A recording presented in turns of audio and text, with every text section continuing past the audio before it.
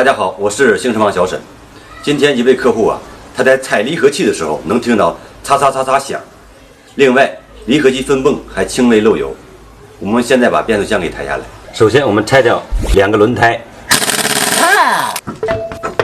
现在我们把电瓶给拆下来。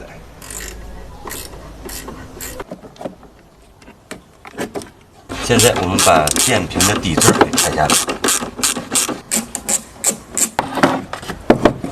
发动机的引擎电脑从这里拆下来。现在我们把挂挡线给取下来。现在我们把2根半轴给取下来。在取半轴之前呢，我们把这个下支臂这个螺母给松开。我们先用锤子轻轻的敲一下，好，再用撬棍把它往下撬一下，好，敲一下。现在我们把内球笼给别出来，把油给放掉，锁住刹车盘，把这个外球笼螺母给拆下来。现在我们把半轴给取出来。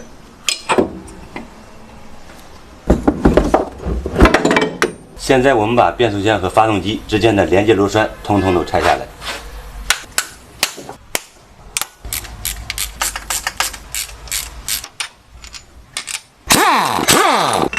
现在我们把变速箱和发动机分开。现在我们来看一下这个分离轴承磨损成什么样子了，里面的珠子都已经散了。现在我们把这个分离轴承和这个底座一起拆下来。踩离合异响主要是分离轴承引起的，现在它已经彻底损坏，还没有动就直接散架了，这个没有办法维修的，只能换新的。珠子里边的珠件都已经损坏，现在我们把新的更换上去。我们把这个轴承底座的接触面给清理一下。现在我们把这个分离轴承底座一起放进去，然后把它固定好。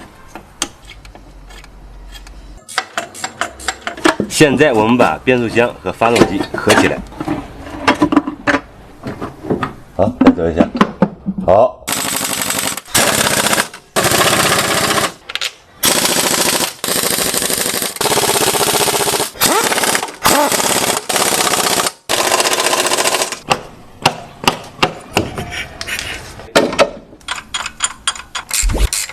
现在我们把挂挡线安装回去。现在我们夹住齿轮流，所有的小零部件按反顺序安装就可以了。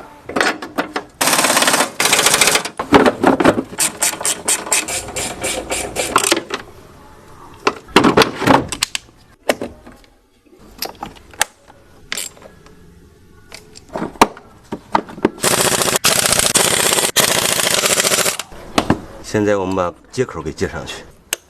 现在我们发动着车，挂下档试试。